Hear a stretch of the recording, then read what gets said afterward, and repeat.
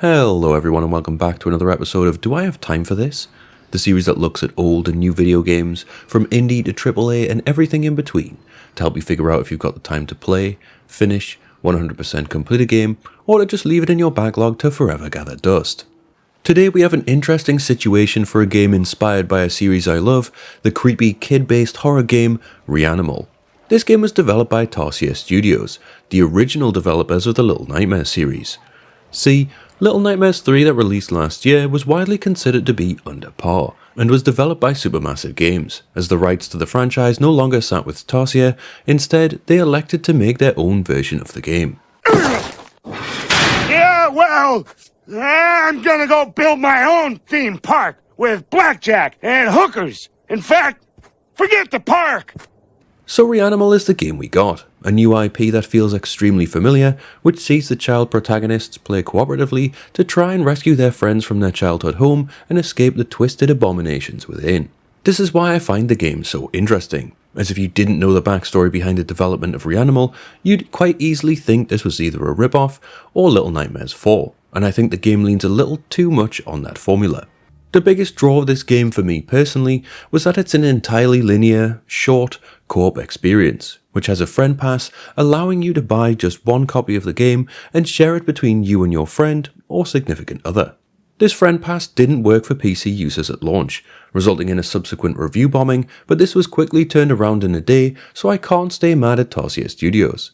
Just bear in mind, if you see it reviewed negatively or mixed on Steam, this is likely the contributing factor. To avoid spoilers, I'm sticking purely to the first half of the game and not featuring anything I'd personally not like to see, so fear not, it should be relatively spoiler free, as much as it can be anyway. As usual, this game footage was captured on my high-end PC, with me capping the frame rate at 60 FPS and my wife playing on the PlayStation 5.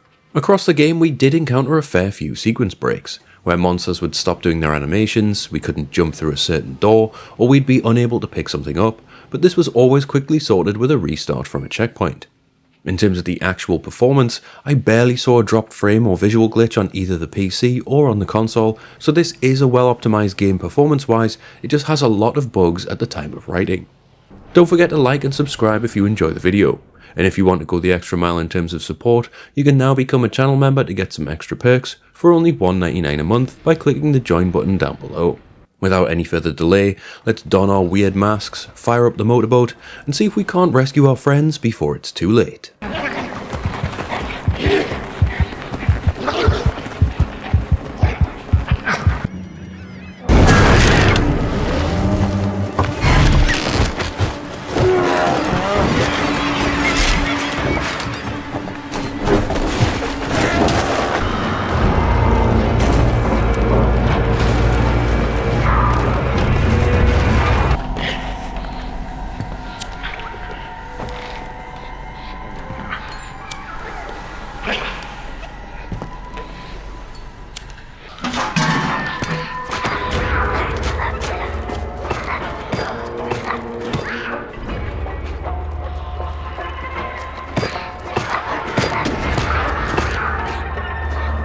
Straight off the bat, you can tell this is a significantly darker tone than the Little Nightmares games, where despite it always being gross and somewhat visceral in its horror, Reanimal goes for more implied violence and emphasizes showing you the aftermath of a lot of horrific events. The world Tarsier has created is both beautiful and haunting, and I feel it's a big improvement on where they were going with Little Nightmares 2, offering dense forests with winding roads, as well as built-up towns that genuinely feel like someone lived there once upon a time before this mysterious event happened that ruined the world. When it comes to the actual story of what happened, like usual, I'll not spoil it, but it's a grotesquely dark story, and goes places I genuinely didn't think they'd go. It could be the case that now they're free of Bandai Namco, the old publisher, they're allowed to broach darker subject matter, but this game genuinely gets really grim at points, so make sure if you're sensitive to certain topics, such as people taking their own life, you go in knowing that there is definitely triggering material in here. What I was quite surprised at in terms of the story though, was the fact that there was actual voice dialogue between the child characters. There's not cutscenes of dialogue or anything on the level of a Metal Gear Solid info dump, but there's just enough to supplement the world building. 3.4 seconds. That's all the time Big Chungus had ever existed. And yet decades later, he would become more famous than Bugs Bunny. despite being Bugs Bunny himself. You see, Snake, memes control history, and I shall use the power of memes to control my own destiny. So what's the actual gameplay in Reanimal? Well, as I said before, the entire game is playable co-op, and as such, you can either play solo with an AI teammate, or you can play with someone else. The idea is that you platform around this dilapidated post-cataclysm world through areas clearly built for people much bigger than you, whilst avoiding a terrible fate at the hands of the many twisted humans and creatures inhabiting it. This is where my first critique of the game comes in, and this is down to the shared camera the game employs even when you're playing on two separate machines. For starters, if one of you gets stuck on something and the other runs too far away, the game will just outright kill you, wanting you to stick together. The camera is the same as I mentioned in my Kingdom of Night video, where the active camera follows whoever is moving the furthest out of frame at the time, so if you're trying to explore a corner of a room but your teammate is headed up the stairs, you'll end up fighting over the camera controls. The second part of this camera issue is how restrictive it can be in terms of puzzle design. Split Fiction, which I've also done a review of on the channel, was the perfect co-op game, and employed a mix of shared and separate cameras when necessary, allowing each player to act with their own agency and do different things at the same time. Instead, in Reanimal, it's mainly a case of both of you hit a switch at the same time, or one of you rotates a lever whilst the other jumps over and drops a bridge. It's by no means game breaking, but it is a shame when there's so much potential for fun puzzles in the game, and we're left pulling the same lever at the same time whilst we're stood a meter apart due to the camera choice. Back to the gameplay, you can climb and sneak your way around monsters that are often way bigger than the player characters, and the game really nails the sense of scale and how insignificant you are in this overarching world, just passing through on the way to help your friends. It really helps ratchet up the horror, especially when something is 10 times your size lumbering towards you. The game isn't entirely stealth oriented though. Similar to what was experimented with in Little Nightmares 2, there are some light combat elements in the game.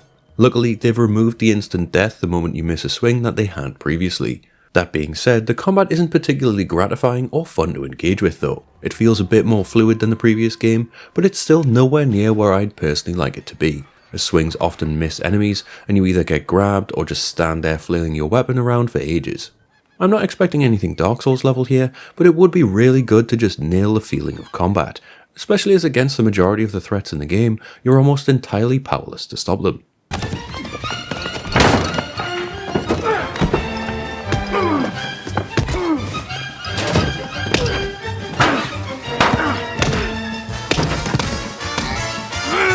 They also added some vehicle sections, which for the most part feel good to play, with driving the boat being the majority of these sections.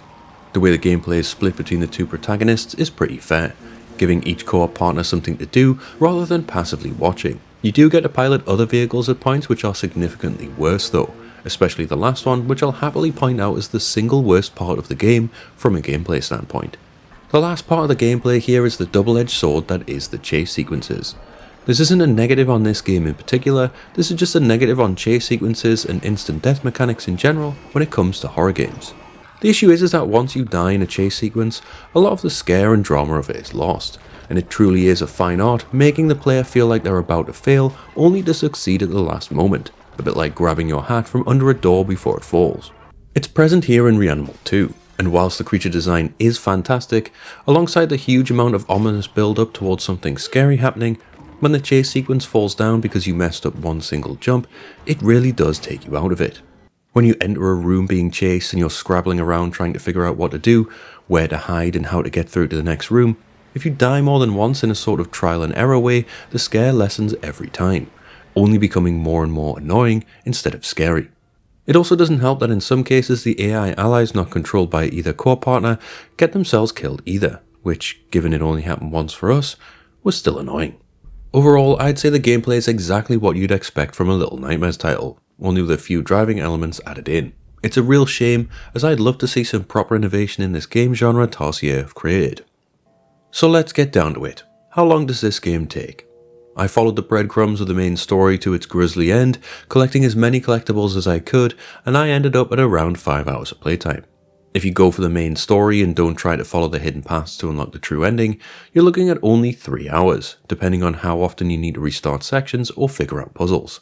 Full completion on the other hand will likely take 2 playthroughs, unless you're following a guide from the get-go, so you're looking at 6 hours once you know where everything is and what to do.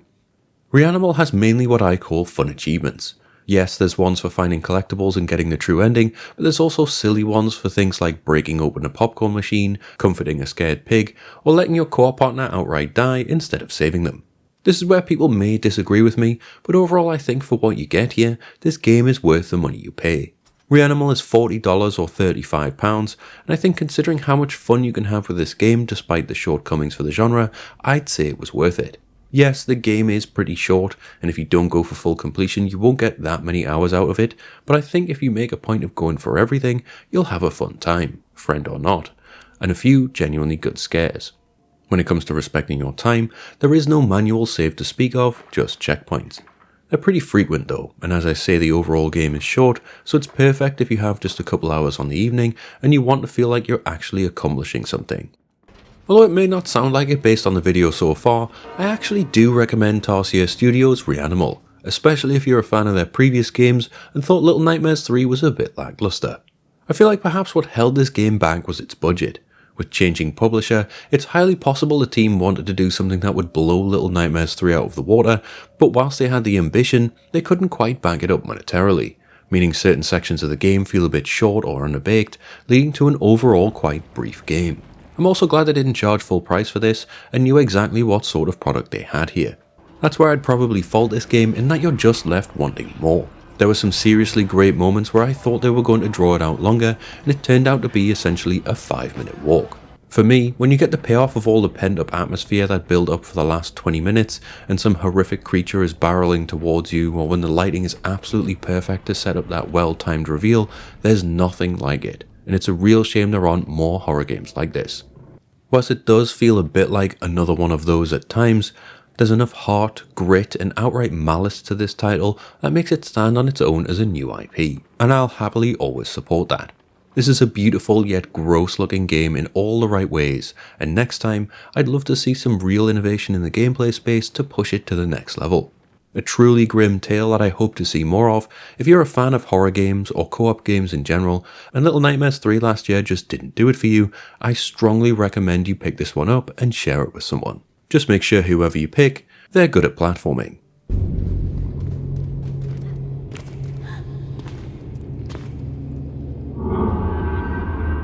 Do you have time for Reanimal? On this channel I like to give my thoughts on the game alongside an in-depth look at the time you have to invest, because time is precious, right? If you enjoyed the video or found it useful, feel free to like and share. If you want to see more reviews, deep dives and topical videos, subscribe to the channel, and drop any suggestions for future videos down in the comments. And finally, if you want to come chat with me, you can find me over on x.com/gracious_rhino. I'm Gracious Rhino, look after each other, and I'll catch you soon.